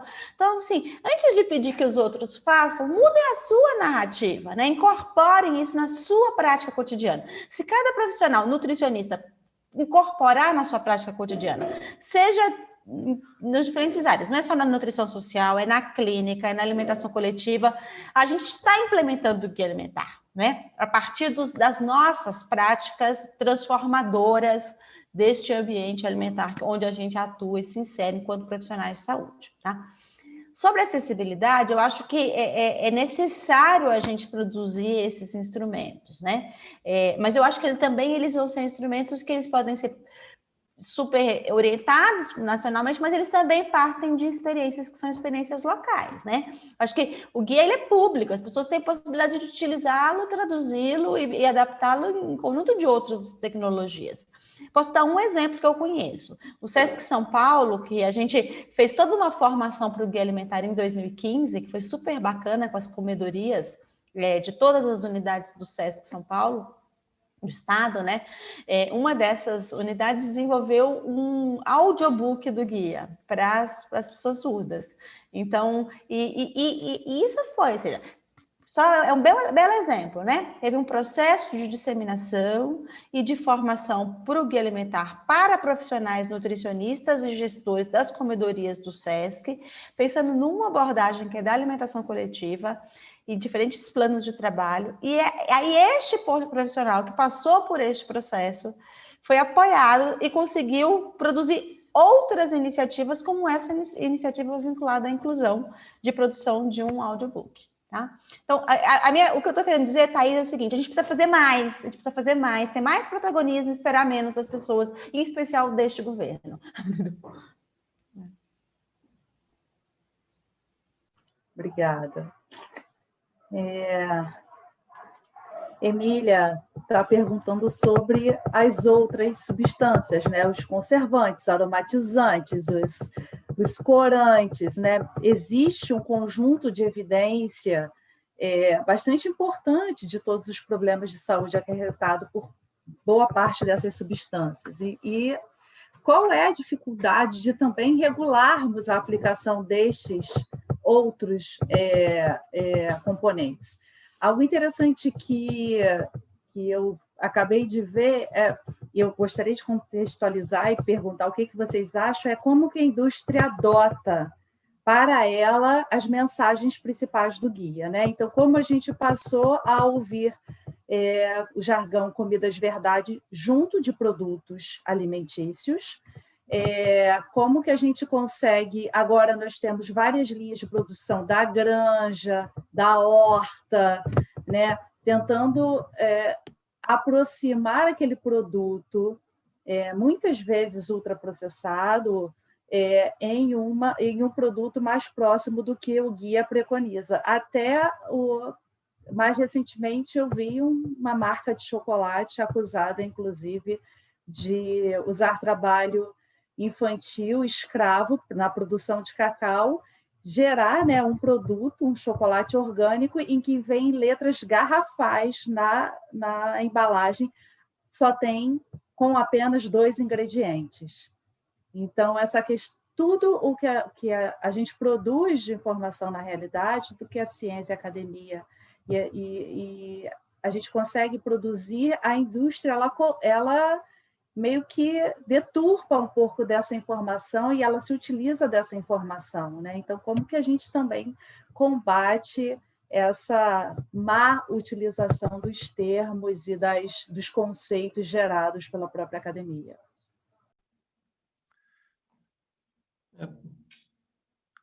Posso começar?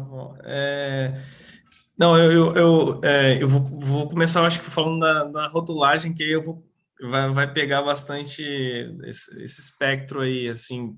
Primeiro, fazer um comentário sobre a questão da rotulagem que a Paula trouxe e a questão das outras substâncias e esses outros tipos de alegações, né, que a Thaís traz. Bom, primeiro, em relação à rotulagem aprovada no Brasil, e eu acho que a primeira coisa, assim, a coisa mais importante que o Brasil precisa fazer agora é avaliar muito, muito de perto o que vai acontecer com essa rotulagem. Porque eu tenho dito que a rotulagem, quando ela não abarca todos os produtos que ela deveria abarcar, porque as pessoas ficam muito concentradas em quais produtos vão ter o selo, né? Mas uma das grandes preocupações nossas é quais produtos não vão ficar sem o selo. E a gente tem uma impressão de que os produtos que têm o selo, eles vão diminuir a venda e os outros vão ficar iguais. Mas não é isso que acontece. O que acontece, o que aconteceu no Chile, por exemplo, é que os produtos que têm selo, eles diminuem, mas os produtos que não têm selo aumentam. Então, se a gente colocou o selo no lugar errado e deixou produtos que deveriam ter o selo sem selo, eles vão aumentar. Isso significa que no Brasil tem vários produtos ultraprocessados que vão aumentar porque eles não têm selo. Então, a gente pode estar introduzindo uma política que, no fim das contas, não vai ser capaz de modificar a dieta, né? Se ela não for... Porque a gente está falando só de rotulagem, ela pode causar o contrário ou ela pode deixar a gente no mesmo lugar que a gente está. O que significa deixar a gente no mesmo lugar que a gente está? Você introduziu uma política, né? E essa política não gerou resultado, que é o que a indústria fica esperando, né, para retirar essa política e não fortalecer ela. Então, vai ser o momento agora de avaliar e rapidamente, como a Paula falou em alguns elementos, propor mudanças para fortalecer aquilo, e não... Porque o imposto acontece muito em vários países. Você aplica um imposto mal aplicado, fala o imposto não funcionou. Não é o imposto não funcionou, é porque o imposto foi mal aplicado. Você aumentou 5% do imposto quando você tinha que ter aumentado 30% ou 20%, enfim, muito mais do que você aplicou. Então, e aí eu tenho usado o exemplo dos sinais de trânsito, né? Como se você tiver... O sinal de trânsito, ele vai funcionar. O sinal de paro, ele vai funcionar no cruzamento se estiver aparecendo para você. Agora, se você botar o sinal de pare num cruzamento e não botar nos outros, o trânsito vai ficar um desastre, porque só vai funcionar para um cara que parar, os outros vão atropelar todo mundo. Então, assim, é a mesma história com a rotulagem. Assim, se você deixa de rotular produtos que deveriam ser regulados, o que acontece é que a indústria utiliza isso para alavancar a venda desses outros produtos, né? Então, e aí, nesse sentido, em relação a outras substâncias, era a possibilidade da gente ter coberto mais essas outras substâncias, quando a gente tem um maior número de produtos processados, ultraprocessados, cobertos. Como os critérios da Anvisa são muito frágeis, você vai ter muito mais produtos não regulados, né? Que é esse o objetivo final da indústria, é sempre ter menos produto regulado possível. E um dos elementos, e um exemplo que eu uso sobre essa questão das substâncias, né, que, em teoria, elas são substâncias não tóxicas, mas elas geram um problema para a saúde, né? Então, as pessoas... É importante essa separação, porque a indústria diz, não, isso não é tóxico, mas a toxicologia e o impacto toxicológico de uma substância não necessariamente significa que esse produto não tem um impacto na saúde, né? Então, eu sempre gosto de dar o exemplo das gorduras trans e até dessa questão como a indústria organiza a sua imagem, né?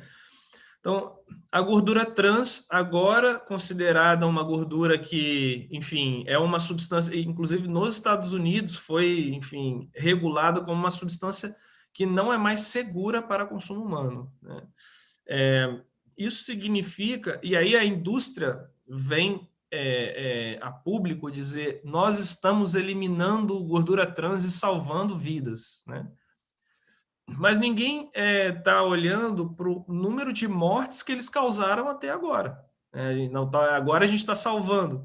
Mas e os montes que vocês mataram antes de, enfim, eliminar isso? Vocês introduziram, ninguém perguntou para o consumidor, tudo bem colocar gordura trans aí no produto de vocês? Então, essa introdução dessas substâncias acontece, e essa é a nossa dificuldade, porque a aprovação e a introdução de novas substâncias e a inovação tecnológica, ela é muito mais veloz, porque o processo é feito desse jeito. Assim, a gente vai introduzir, e quando a gente descobrir que tiver um problema de saúde pública sendo gerado por essa substância, a gente vai e elimina ele, mas assim, vocês têm que... É sempre assim, vocês têm que provar que está tendo um problema, a gente coloca. Quando vocês não tiverem que provar que está tendo um problema, a gente vai mantendo. E aí isso coloca a saúde pública numa situação muito difícil, porque se você for contabilizar as centenas de aditivos, milhares de aditivos que existem aprovados para uso, se você for estudar cada um, você precisa, enfim, ter uma pessoa, muitos e muitos grupos de pesquisas dedicados a cada nutriente desse, a cada aditivo desse, perdão. Então, a dificuldade de você acumular evidência é muito grande. E a outra questão que está no cerne de por que a gente está sendo exposto a essas substâncias, esses aditivos, por exemplo, que o processo de aprovação deles, assim, resumindo de uma forma muito, muito rápida, ele passa por uma oferta de evidência do não risco que quem oferece é o próprio inventor do aditivo. Porque, vamos supor, a gente vai introduzir um aditivo num produto, né? Eu inventei o aditivo. Quem tem estudo sobre o aditivo? Porque eu que inventei o aditivo. Eu apresento os estudos que eu mesmo fiz sobre o meu aditivo, mostro que o aditivo não tem problema e uma empresa começa a adotar ele. E aí, esse que o problema está na formação, na definição do processo de adoção do aditivo, né? que passa por uma análise não independente do risco disso e sempre uma análise pós-implementação, e não uma pré, assim, de definir. A gente só vai introduzir isso quando a gente tiver segurança que numa população inteira isso não vai causar risco. E os adoçantes são um exemplo também, porque os adoçantes, você vai, né, se você for olhar todos os estudos do Codex que aprovaram os adoçantes, eles são estudos que foram oferecidos pela própria indústria que inventou o adoçante. Aí você inventa um novo, aí quem inventou apresenta esses estudos. Então, a gente precisa, na verdade, modificar essa forma de poder toda essa dinâmica para poder vencer esses aspectos também, né? Agradeço, Fábio, agradeço. Gostaria de saber se vocês têm mais alguma contribuição, algum comentário. Nossa, muita gratidão pela presença de vocês. Acho que o debate foi riquíssimo. Nós tivemos mais de 120 pessoas acompanhando online e trouxeram informações importantíssimas. Eu tenho certeza que os nossos alunos também estão muito contentes com todos os esclarecimentos que vocês trouxeram. Gratidão por essa segunda-feira, após domingo de eleição, estarem aqui conosco. Se quiserem fazer mais algum comentário, alguma mensagem final, a gente agradece.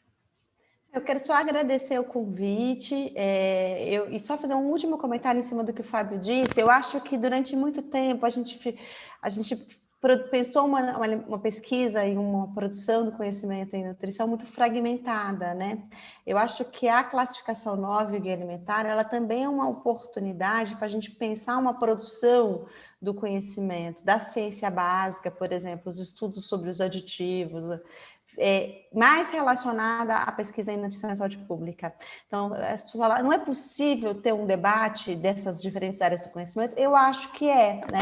Eu acho que a classificação 9, inclusive, nos possibilita esses desafios e estão surgindo, gente. Já tem vários estudos do campo da ciência básica, da ciência dos alimentos, com um olhar mais sensível para os desafios sanitários que a gente se responsabiliza muito no campo da nutrição social.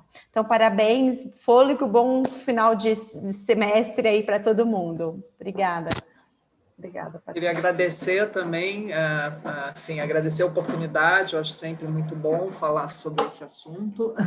E dizer que, assim, né, só para finalizar aqui, como sociedade civil, todos nós somos sociedade civil também, independente de estarmos atuando dentro do governo, dentro de uma empresa, sei lá onde for. E como cidadão, cidadã, cada um de nós pode, sim, né, ser enfim, ser ativo, né, defendendo aí as políticas que a gente acredita. Aí, só para fechar aqui, faço um convite para entrarem lá no site da Aliança, assinar todas as nossas petições que estão abertas, tá? Tem a do Guia Alimentar, tem a do Tributo Saudável, um tema super importante, né? Então, pedir participação de todo mundo mesmo, né, ativa, e também a gente está à disposição, tá? Lá pelo site, pelo e-mail lá do contato, né? Quem quiser ser ainda mais ativo, a gente está no movimento aí de criar alianças locais, tá? Para uma incidência local aí, que vai ser super importante aí na defesa aí das políticas de alimentação adequada e saudável. Obrigada, muita gratidão. Eu também só agradecer, foi um prazer. E aí, pensando e lembrando que a gente tem aí pelo menos mais uns 30, 40, 50 anos à frente para a gente conseguir mudar. Eu acho que não é uma perspectiva e um modo de pensar que deve desanimar a gente, pelo contrário, deve animar a gente para a gente começar quanto antes, e a gente conta com toda a força da nutrição, aí, os estudantes, para desde já começar a tomar ação. Muito obrigado. Eu só queria dizer que, infelizmente, a Regina Tchali não conseguiu entrar, né? Questões de internet, de seminários online, mas num próximo momento, com certeza, ela será novamente nossa convidada. E agradecer a todos que nos acompanharam até aqui. O Instituto de Nutrição agradece a presença de todos. Um bom dia, uma boa semana a todos.